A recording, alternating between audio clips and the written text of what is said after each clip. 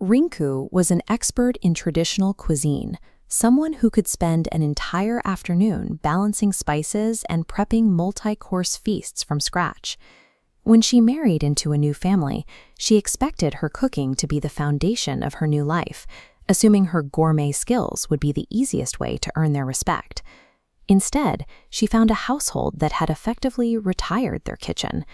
Even when she placed 10 different handmade dishes on the table, her husband and in-laws ignored them, reaching instead for packets of instant noodles. This wasn't a one-time preference. They ate these noodles for breakfast, lunch, and dinner, even choosing a noodle-only specialty restaurant to celebrate their first month of marriage.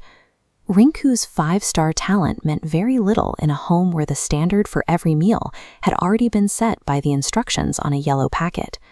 At first, Rinku resisted. She continued to cook elaborate meals for herself, but it's difficult to maintain a high-effort routine when the rest of the table is finished eating before you've even finished chopping the vegetables. The heat of the kitchen and the hours of cleanup began to feel like an unnecessary burden when a hot meal was available in only 120 seconds. Eventually, Rinku stopped fighting the household routine. She began boiling a separate pot of noodles for herself, trading her culinary standards for the extra free time it gave her. But the high-carb, low-fiber diet came with a physiological cost. The noodles digested so quickly that Rinku found herself back in the kitchen at 2 a.m., driven by a cycle of hunger that she had never experienced with traditional food.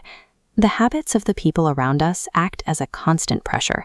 Eventually, the path of least resistance becomes the only path we take. The realization that something was wrong came from Rinku's sister-in-law, Soha. As a doctor, she was the first person to look at the family's pantry with genuine concern rather than hunger. Soha warned Rinku that their diet was almost entirely composed of maida, a highly refined white flour that lacks the structural components the body needs for digestion. This chart compares whole grains to refined noodle flour. The refining process strips the outer layers, removing fiber and vitamins, leaving only simple starch.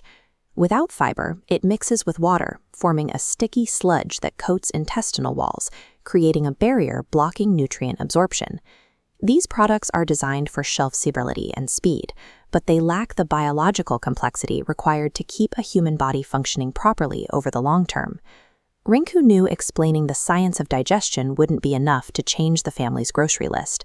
To get them to listen, she had to make the risk feel immediate. During a family meal, Rinku suddenly collapsed. She clutched her stomach, mimicking the intense, sharp pain of a real digestive blockage. The family panicked. They saw the pain and immediately connected it to her recent health complaints, finally realizing that their lifestyle might have a breaking point. When they tried to call an ambulance, Rinku refused, telling them that no medicine could fix what months of refined flour had done to her insides.